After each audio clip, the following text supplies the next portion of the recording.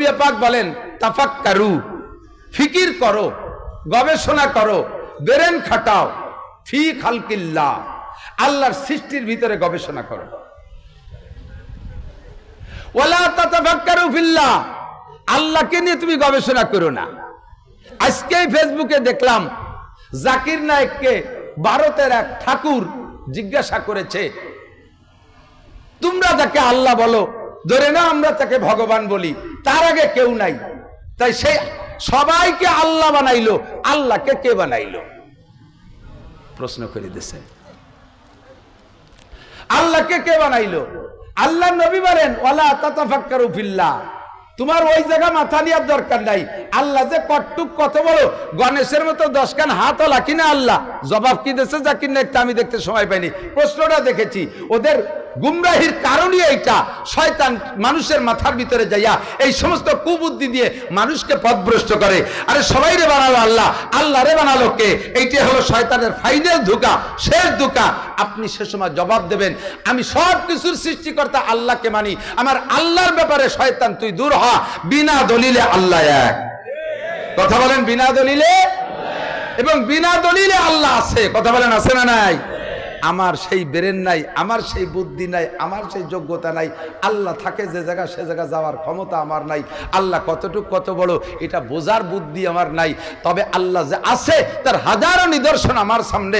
সজার মে হাজার মে তেরি রঙ্গ বু হ্যায়, যেদার দেখে তা হো ওদার তু হি তু হয়। নবী পাক বলেন ওয়াইলুল লিমান করাহা ওয়া লাম ইয়াতাফাক্কার ফিহা, যেই জাতি আল্লাহর কোরআন পড়ে অথচ গবেষণা করে না, আল্লাহ সৃষ্টি নিয়ে গবেষণা করে না, ওই জাতি ধ্বংস হয়ে যায়। কাজেই একটু গবেষণার ভিতরে ঢুকে পড়ি, সামান্য 2-4টে গবেষণা, এদিক থেকে জবাব দেন। ও দোস্ত, আপনাদের দেশের খেজুর গাছ কেটে রস বের করে?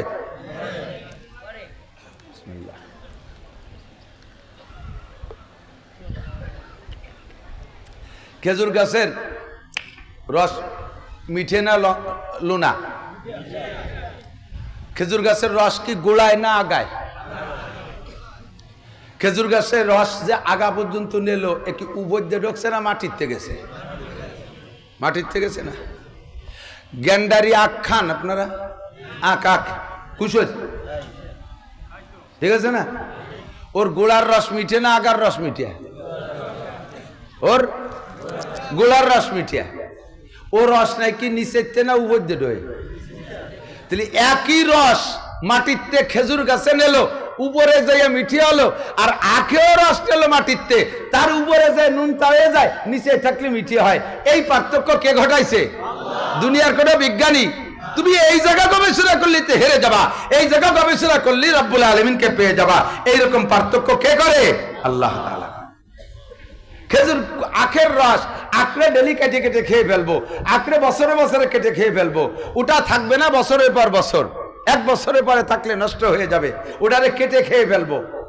ওর রস নিচের দিক দিয়ে নিচের দিক দিয়ে ভালো, যদি আগার রস ভালো হয়, আগার রস মিঠে হয়, তাহলে মানুষের নিচে একটু খাবেই না, কারণ নিচে তো শক্ত। আল্লাহ তাআলা তার নিচের মধ্যে মিঠিয়ে বেশি দিয়ে দিয়েছে, শক্ত মিঠিয়ে। কষ্ট করে খাও, ইনশাল্লাহ মিষ্টি রস পাবা। আর খেজুর আখের রস ভিতরে প্যাকেট করা থাকে, ওটাকে আমার বের করে খাওয়া লাগে নিয়ে কেটিয়ে। আর খেজুর গাছের রস উপর থেকে আলগা রস মাথা কেটে বের করলে আলগা ফুটায় ফুটায় বের হয়, ঠিক কি ঠিক না? ওই রস যদি নিচেতে বের করা হতো, তাহলে একটু রসে বাতাম নেওয়া শিয়াল কুত্তে খেয়ে বেলাই দিত। আল্লাহ কা ভালো ফ্রেশ রস উপরের থেকে নামাই খাবি, তোরও জায়গা বুদ্ধি খাটানোর দরকার নেই। আল্লাহকে তুই খুঁজে পাবি কিভাবে? তুই এর মধ্যেই তো বুদ্ধি খাটাইয়ে তোর বুদ্ধিকে ফেল করবি। কথা বলুন ঠিক ঠিক না? তাফাক্কারু ফি খালকিল্লাহ ওয়ালা তাতাফাক্কারু বিল্লাহ। ইলিশ মাছ গভীর পানির মাছ, ইলিশ মাছ গভীর পানির মাছ। ঘেরে ইলিশ মাছ হয় নাকি? হ্যাঁ, ঘেরে ইলিশ মাছ হয়, তার নাম সিলভার কাপ।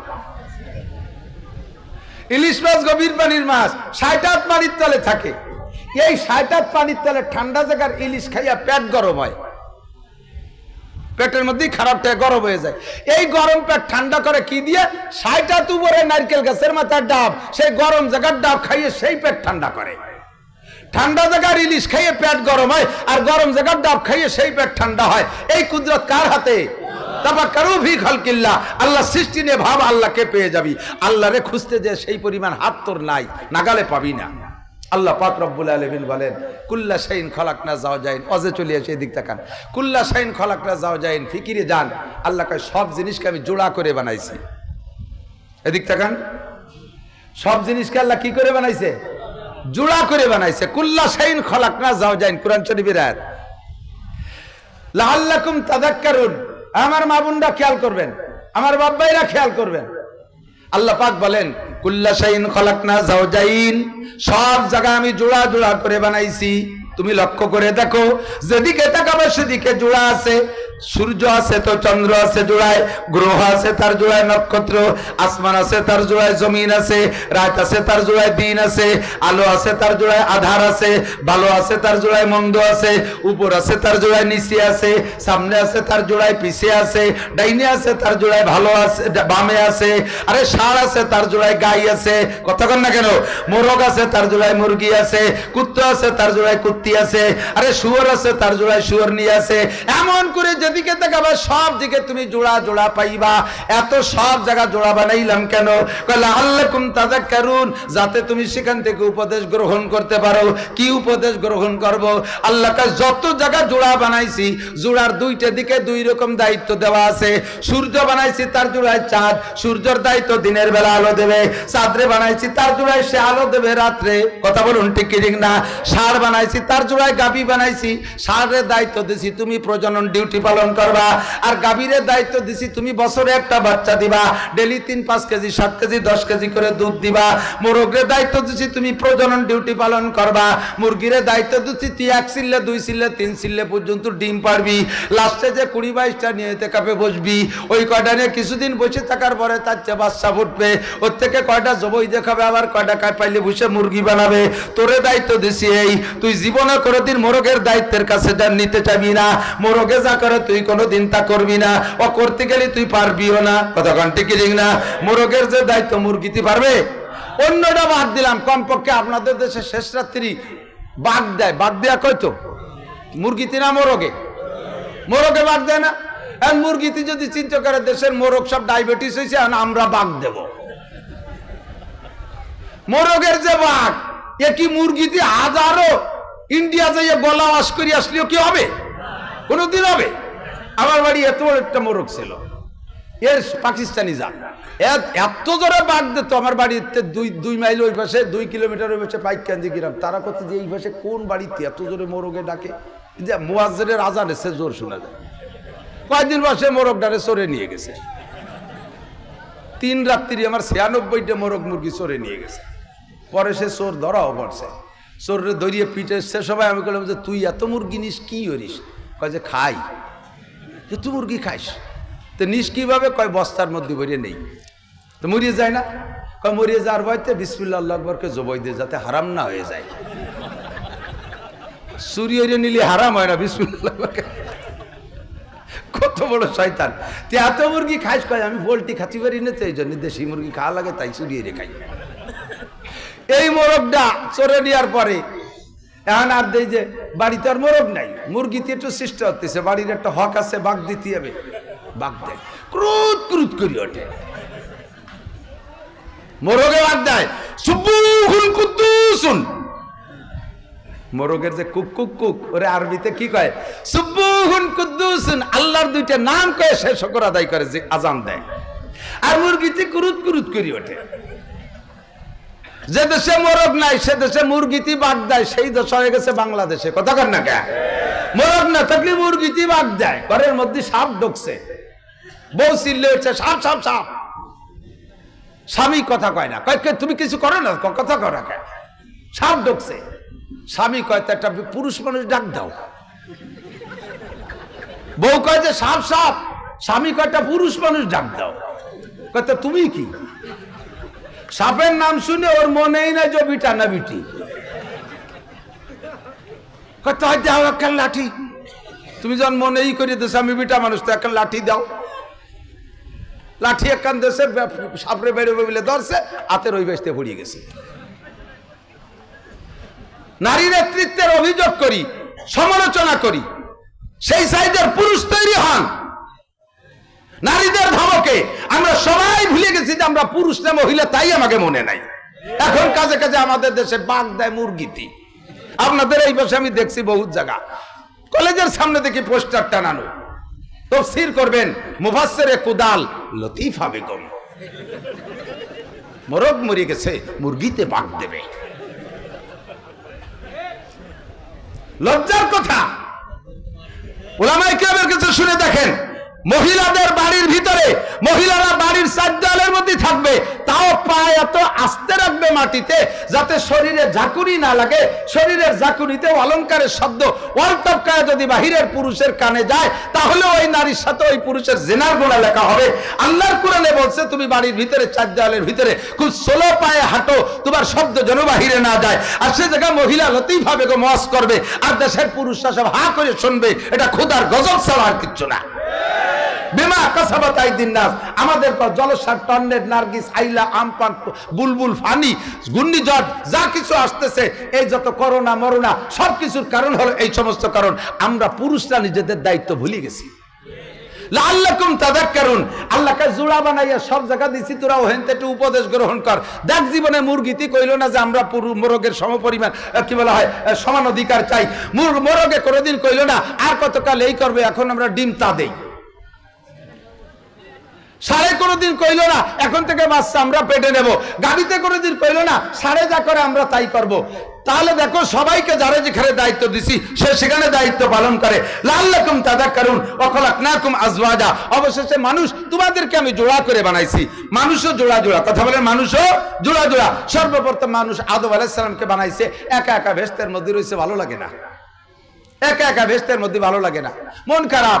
হাসি খুশি জান্নাতের মধ্যে এত নিয়ামত, খুশি না। ঘুমাই গেছে জোহরের পরে, দুপুরের পরে ঘুমাইছে, আসরের আগে উঠছে, উঠে দেখে যে পাশে একটা মহিলা বসা।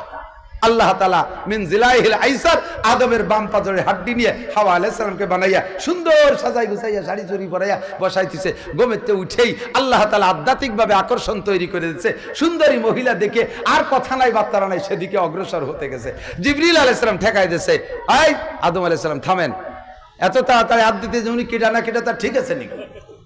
আল্লাহ তাআলা রুহানি তাল্লুক নারী আর পুরুষের ভিতরে এভাবে সৃষ্টি করে দেয়। আদম আলাইহিস সালাম এর আগে তো কোনো মহিলা দেখে নাই, তখন দেখছে কোন মহিলার ভিতরে কি স্বাদ আছে তাকে উনি আগের থেকে অভিজ্ঞতা আছে। এই সর্বপ্রথম মহিলা দেখেই চলে গেছে। এটাই আল্লাহ তাআলা নারী আর পুরুষের ভিতরে আকর্ষণ তৈরি করে দিয়েছে। এ জায়গা থেকে বলতে হয় দোস্ত, আল্লাহ নবী বলে লা তালিজু আলাল মুগীবাত, এই যুবকরা আমার দিক তাকাও, পুরুষরা আমার দিক তাকান, লা তালিজু আলাল মুগীবাত, কখনো কোনো নারীকে নিয়ে নির্জন হবে না, কখনো কোনো নারীকে নিয়ে নির্জন হবে না। লা তালিজু আলাল মুগীবাত, একমাত্র স্ত্রী ছাড়া, একমাত্র স্ত্রী ছাড়া। ভালো করে বোঝেন, স্ত্রী ছাড়া কেউকে নিয়ে নির্জন হবে না। কাজে আব্বা মেয়েকে নিয়ে নো, বাপে মেয়েকে নিয়ে কি বলা হয় ছেলেতে মাকে নিয়ে নো হবে না। জামাই শাওড়িকে নিয়ে নির্জনের লং সফর করবে, নো, যেতে দিও না। মামায় ভাগ্নিকে নিয়ে, চাচায় ভাতিজিকে নিয়ে, দাদায় নাতনিকে নিয়ে না যাইতে দিও না, অ্যাক্সিডেন্ট হয়ে যাবে। আল্লাহ রাসূলুল্লাহ সাল্লাল্লাহু আলাইহি সাল্লাম লা ইয়াকলুন্না রাজুলুন বিইমরাতিন ইল্লা কানা সালিসুহুমা শাইতান। এ দুনিয়ার নারী আর পুরুষ শুনে নাও, any man everybody, any man everybody, কোন মানুষ নাই যে কোনো পুরুষ যে কোনো নারীকে নিয়ে নির্জন হলেই, যে কোনো পুরুষ যে কোনো নারীকে নিয়ে নির্জন হলেই তার মধ্যে 3 নম্বর জন হয় শয়তান, তৃতীয় জন চলে যায় শয়তান। বাপে মেয়েকে নিয়ে নির্জন হলে শয়তানে যে ধোঁকা দিয়ে অ্যাক্সিডেন্ট ঘটায় দেবে, ভাইতে বোনকে নিয়ে নির্জন হলে শয়তান 3 নম্বর ধোঁকা দিয়ে অ্যাক্সিডেন্ট ঘটায় দেবে। যদি আমি বিস্তারিত বলতে পারছি না, তবে এ জাতীয় অ্যাক্সিডেন্ট 2-4টি আপনাদের কানে থাকতে পারে, সারা দুনিয়া জুড়ে চলতেছে। কথা বলুন ঠিক কি না? চাচাই ভাতিজিকে নিয়ে নির্জন হলে অ্যাক্সিডেন্ট হয়ে যাবে, জামাই শাওড়িকে নিয়ে নির্জন হলে অ্যাক্সিডেন্ট হয়ে যাবে। যে কোনো নারী যে কোনো পুরুষকে নিয়ে নির্জন হলে আল্লাহ তাআলা নারী পুরুষের ভিতরে চুম্বক আর লোহার মতো আকর্ষণ তৈরি করে দিয়েছে, অ্যাক্সিডেন্ট হবেই হবে। আল্লাহ পাক সর্বপ্রথম আদম আলাইহিস সালামকে বানাইছে, ইয়া আইয়ুহান নাসু তাকু রাব্বাকুমুল্লাযী খলাকাকুম মিন নাফসিন ওয়াহিদা। হে দুনিয়ার মানুষ, তোমরা আর কেউকে ভয় পেও না, ইত্তাকু রাব্বাকুম, তোমাদের রবকে ভয় পাও। কোন রবকে ভয় পাবো?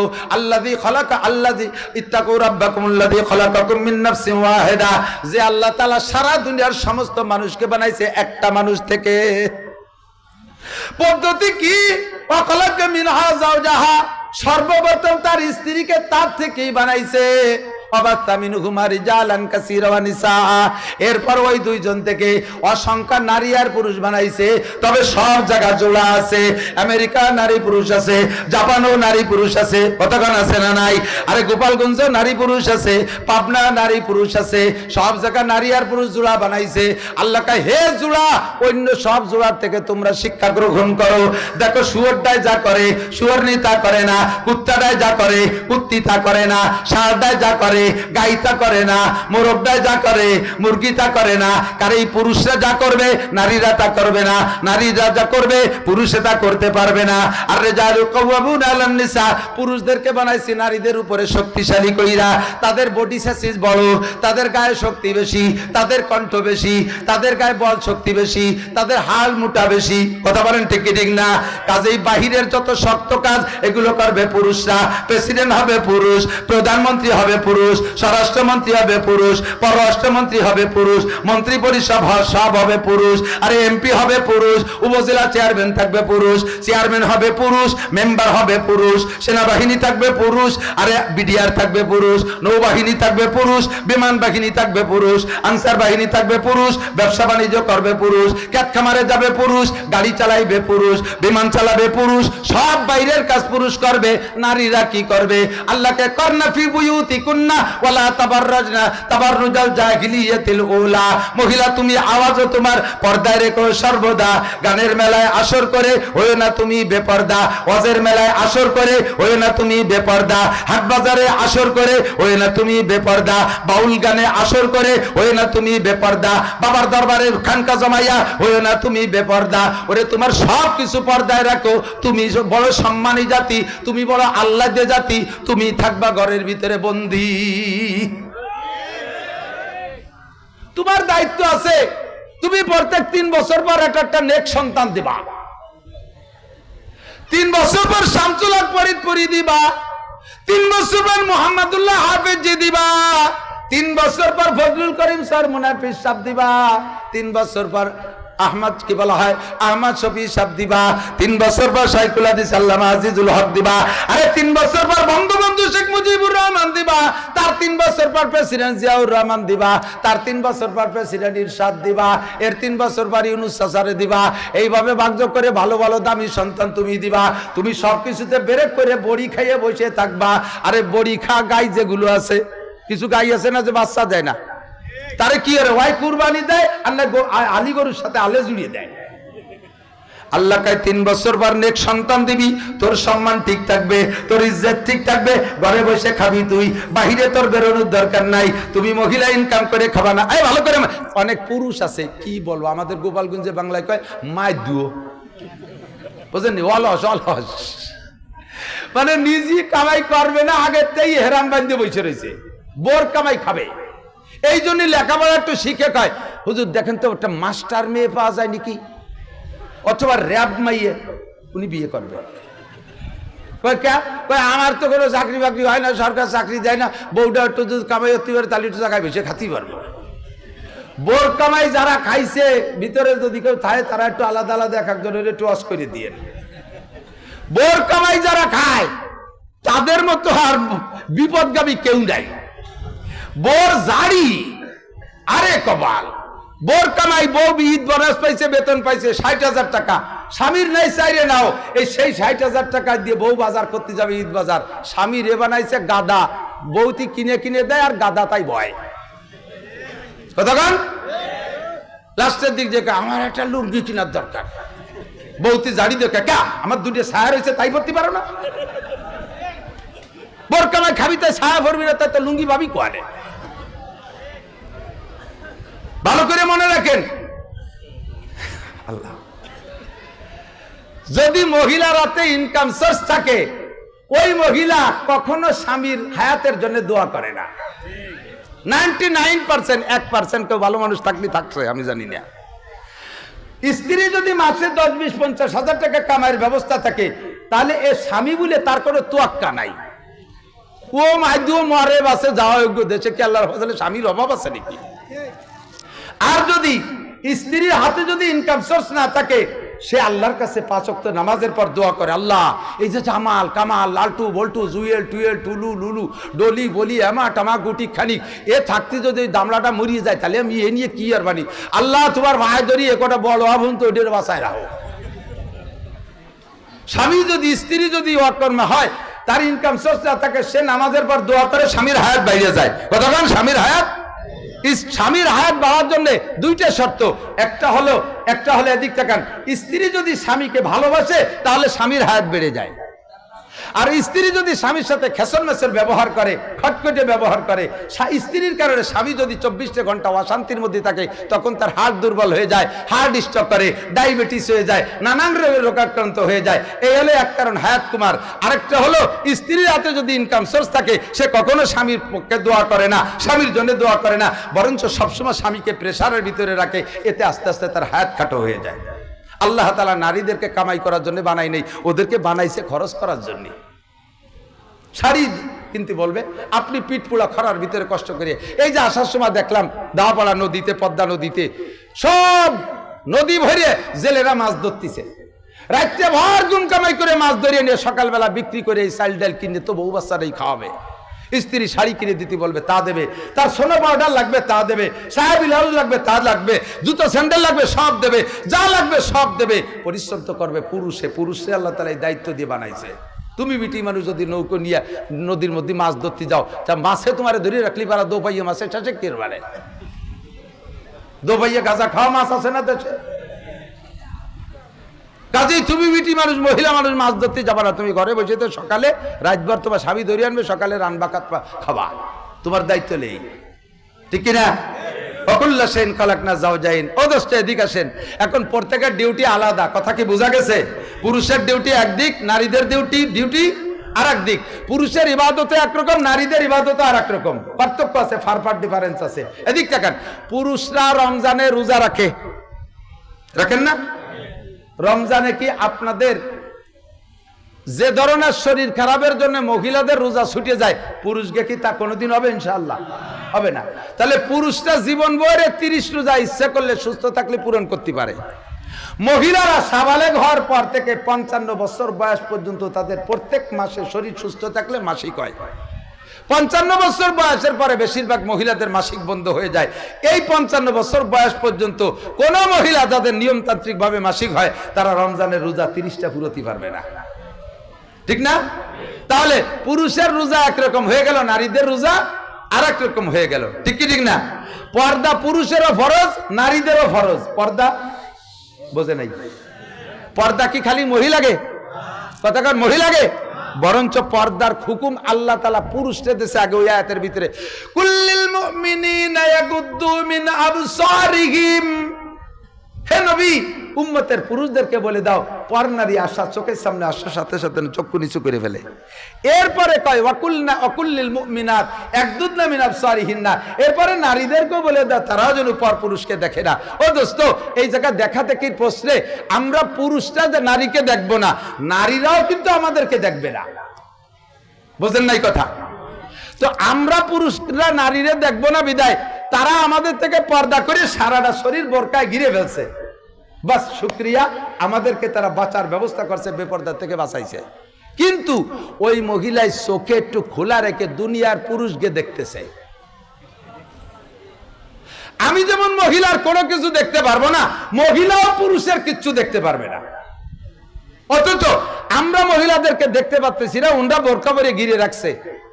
আর উন্ডা আবার বেড়ার ভাগ্যে দেয় যে কোন হুজুর আসলো, সেই হুজুর একটু দেখি। কতক্ষণ না কে জব দেন সুন্দর করে। অনেক অনেক অনেক প্রশ্নের জবাব আপনি এখান থেকে মনে রাখবেন, অনেক প্রশ্নের জবাব মনে রাখবেন।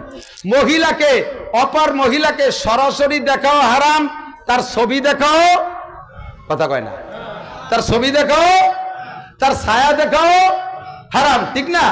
তাকে ইউটিউবের ভিতরে দেখাও হারাম, কবেন না? আরেকবার কোন, আরেকবার হারাম না? তাহলে এই জায়গা যদি আমি ওয়াজ করি, মসলা মনে আছে? আমি যেমন মহিলাকে দেখতে পারবো না, তার ছবি, তার ফেস, তার ছায়া, কোনো কিছু দেখতে পারবো না, সেম মহিলা আর একজন পুরুষকে ওইরকম দেখা হারাম। বুঝেন নাই? তাহলে যদি এই হারাম হয় দেখা দেখি, আমাদের বক্তারা ইদানিং কালে অনুমতি দিয়ে দিয়েছে প্রজেক্টরের মাধ্যমে মহিলারা যে জায়গা বসছে সেই জায়গা বড় একটা পর্দা টানায় দিয়া এই জায়গার মাঠে যারা আছে ঘুরে ঘুরে তাকেও দেখায় দিচ্ছে, মহিলারা দেখতেছে আর বক্তারে তো দেখতেছেই। কথাগণ দেখতেছে না? এমন কয় যে তো ওয়াজ শুনতে গেলে একটু দেখলি অসুবিধা কি? তো যদি দেখলিও অসুবিধে না হয় তাহলে এই জায়গাটা পর্দা দেন আর ওই জায়গাটা মেশিন দেন, ওই জায়গা কোন কোন মহিলা আছে তাকে ছবি আমরা দেখি। কথা কয় না?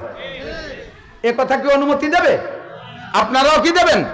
তাহলে প্রজেক্টরের মাধ্যমে মহিলাদের ছবি যদি আমাদের দেখা না যায় তাহলে ওই মহিলা আমার ছবি কেন দেখবে?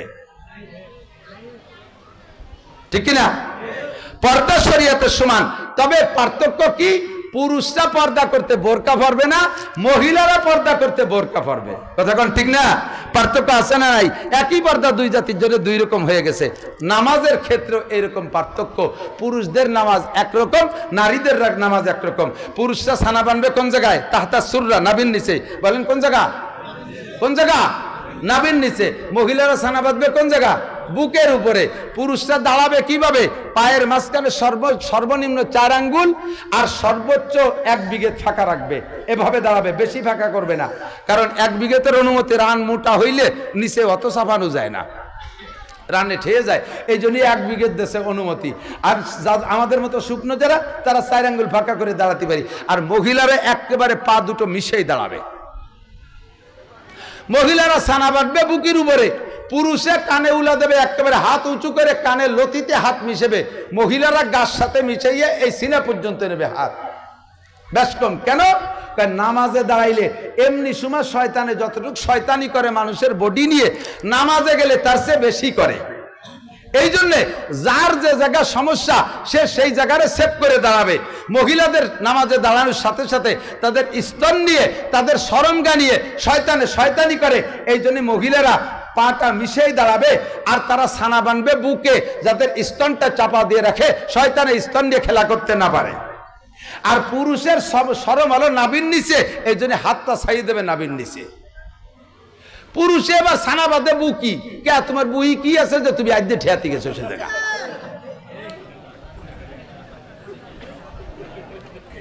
কথা বল না, ঠিক না? সব জায়গায় আল্লাহ তাআলা পার্থক্য করে দিয়েছে। পুরুষের রুকু দেবে টান টান হয়ে, মহিলার রুকু দেবে চাইপা। পুরুষের সিজদা দেবে টান টান হইয়া, মহিলারা দেবে মিশাইয়া। পুরুষরা বসার সময় বাম পা বিছাই দিয়ে ডাইন পা খাড়া রাখবে, মহিলারা 2টা পা ডাইন দিক দিয়ে বের করে দেবে। এভাবেই নবী আলাইহিস সালাম নামাজ শিক্ষা দিয়েছে। পার্থক্য আছে। পুরুষরা নামাজ পড়বে মসজিদে। বলেন কোন জায়গা? জোর হলো না? মসজিদে। কেন বলবেন? আপনাদের এই জায়গা আমি ইন্টারভিউ নিলি 99% ফেল করবেন ইনশাআল্লাহ। আমি চেহারা দেখে টের পাচ্ছি। আলহামদুলিল্লাহ শুদ্ধ করে পড়তে পারবেন না। যারা মাদ্রাসায় পড়ে আলেমের কাছে কোরআন শরীফ পড়া না শিখছেন, তারা যত ভালো করে পড়েন আপনার কোরআন শরীফ পড়া শুদ্ধ না। আর নামাজ ভাঙ্গার কারণ 19টা, তার ভিতরে 1 নম্বর নামাজে কেরাত অশুদ্ধ পড়া। নামাজে কেরাত, আপনারা যারা নামাজ পড়েন আপনাদের 99% পাবলিকের নামাজ কেরাত অশুদ্ধ। আর অশুদ্ধ কেরাত দিয়ে নামাজ পড়লে নামাজ হয় না। হয় নার মানে কি আবার একটু বুঝে নেন, আরো ভালো করে ব্যাখ্যা করে বুঝে নেন। নামাজ অশুদ্ধ কেরাত দিয়ে পড়ছেন, নামাজ হই নেই। এ হইনের মানে হলো নামাজ মোটেই না পড়লে যেমন 1 ওয়াক্তের বিনিময়ে 230 কোটি 40 লক্ষ বছর জাহান্নামে পোড়া লাগবে, নামাজ পড়ছেন কিরাত ভুলের কারণে নামাজ হয় নাই, তাতেও আপনাকে 230 কোটি 40 লক্ষ বছর পোড়া লাগবে। এবার পড়বেন না পড়বেন সেটা আপনার ব্যাপার। তয় আর পড়িয়ে লাভ কি? তয় এই শীতকাল আসতেছে আর পড়বই না। ওইটার নাম আর কি? ওইটার নাম আর কি?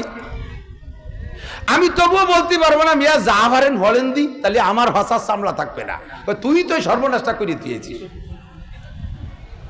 তাহলে এবার কি করা লাগবে? শুদ্ধ নামাজ পড়া লাগবে। কতক্ষণ শুদ্ধ নামাজ? এর জন্য এই বুড়ো বুড়ো, এই স্কুল কলেজ স্টুডেন্ট যুবকরা, সাধারণ পাবলিক খেত খাবার করে খান, আমার বুড়ো বাবারা আর সময় নষ্ট করেন না। কাল সকালবেলা না দিয়ে কায়দা কেনেন, এখনই প্রতিজ্ঞা করেন আমি শুদ্ধ করে কোরআন শরীফ পড়া শিখবই। এর জন্য আমি কায়দা কিনে আগামীকাল মাদ্রাসায় ভর্তি হব, আমার মসজিদের ইমাম সাহেবের কাছে যত কষ্ট হোক মরার আগে শুদ্ধ করে কোরআন শরীফ পড়া শিখবো। এই প্রতিজ্ঞাটা যদি এই জায়গা বসে করেন আর রাতারাত আপনি মরে যান, তাহলে বিগত জীবনের সমস্ত ভুল নামাজকে আল্লাহ শুদ্ধ করে আমল নামায় লিখে দেবে। তবে আল্লাহরে ধোঁকা দিলি হবে না।